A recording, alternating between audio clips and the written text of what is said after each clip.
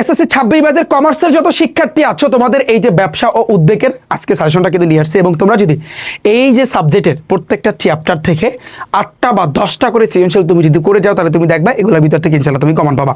আমরা কিন্তু অলরেডি হিসাব বিজ্ঞান, ফিনান্স ও ব্যাংকিংয়ের কিন্তু সাজেশন কিন্তু দিয়েছি। তোমরা জানো তোমাদের শুভ স্যারে কিন্তু এই কমার্সের সাবজেক্টগুলো সে কিন্তু কমপ্লিট করে দিয়েছে আমাদের গেম রেজিস্টার বাজে। তো আজকে আমি শর্টলি আলোচনা করবো তোমাদের সাথে, এটা কিন্তু সৃজনশীল। তো সৃজনশীলের ক্ষেত্রে প্রত্যেকটা চ্যাপ্টার থেকে কিন্তু এইগুলো তোমার করতে হবে। এখন অনেকে একটা প্রশ্ন করবা যে ভাইয়া আপনারা 24-এর কোশ্চেন দেন, 23-এর কোশ্চেন দেন, 21-এর কোশ্চেন দেন, তাহলে 25 কি দোষ করলো? আমি একটা কথা বলছি, এগুলো পড়ার সিস্টেমটা তুমি আগে দেখবা। তুমি আগে মেইন বুকটা পড়বা।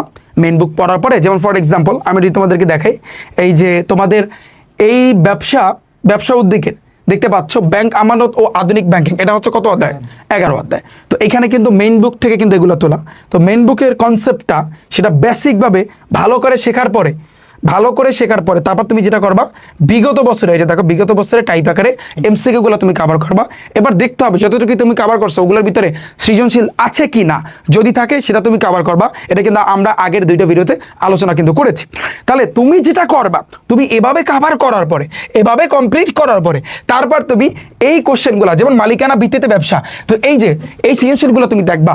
এই সৃজনশীলগুলো দেখার পরে এরপর তুমি 2025 সালের কোশ্চেনগুলো দেখবা।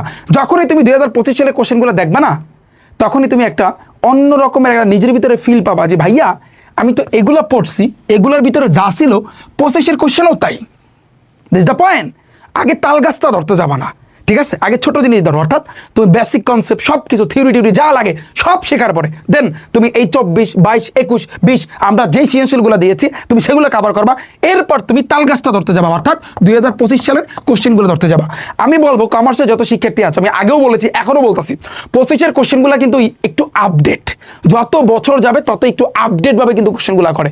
তো আপডেট জিনিসটা অর্থাৎ একটু পরে শিখবা, আগে গোড়াটা শক্ত করে ধরবা। কারণ একটা গাছের গোড়া যদি শক্ত থাকে তার তেরতারাই কিন্তু বলা যায়, ওটা কোনো সমস্যা হয় না। তো এই জন্য আমি বলবো এগুলো আগে শিখে তারপর তুমি 25-এর কোশ্চেনগুলো ভালো করে আয়ত্ত করবা। এনাফ। তো আমি শুভ স্যারকে বলবো, স্যার এক্সট্রা আর কোনো কিছু পড়তে হবে? আমরা তো তোমাদের জন্য সংক্ষিপ্ত প্রশ্নের জন্য আলাদা করে সাজেশন নিয়ে আসতেছি, এটা আমি আগেও বলেছি। সংক্ষিপ্ত প্রশ্নের জন্য যা দিব তুমি সেগুলো পড়বা, এনাফ। এবং আর একটা সারপ্রাইজ তোমাদেরকে আমি আগেও বলেছি, এখনো বলতেছি, পরীক্ষার আগে এমন ক্লাস ভাইয়া তোমরা পাবা, জাস্ট তোমরা ওগুলা করে পরীক্ষা দিতে যাবা, দেখবা হুবাহু কমান ইনশাল্লাহ তোমরা দেখতে পারবা। স্যার ওদের কি আর কোনো এক্সট্রা জিনিস পড়তে হবে? এক্সট্রা আর ওদের কিছু পড়া লাগবে না। তবে এইখানে পয়েন্টটা হলো, এইখানে যদি এই যে মালিকানা ভিত্তিক ব্যবসায় এই কয়টা বোর্ডের প্রশ্ন পড়ে অবশ্যই ওর বুঝে পড়তে হবে। টাইপ আকারে যদি পড়ে ভালো, কিন্তু বুঝে পড়তে হবে। যদি এইগুলো বুঝে পড়ে, ওর সাপ্লিমেন্টে যদি 40টা থাকে ও 40টাই পারবে। হ্যাঁ, সিস্টেমটা হচ্ছে গণিতের মতো। গণিতে তোমাদের সেট ফাংশনে মনে আছে, আমি সাজেশন কিন্তু দিচ্ছি, 5টা সৃজনশীল তুমি করবো, দেখবে 5টা সৃজনশীলের ভিতরে সকল নিয়ম এসে গেছে।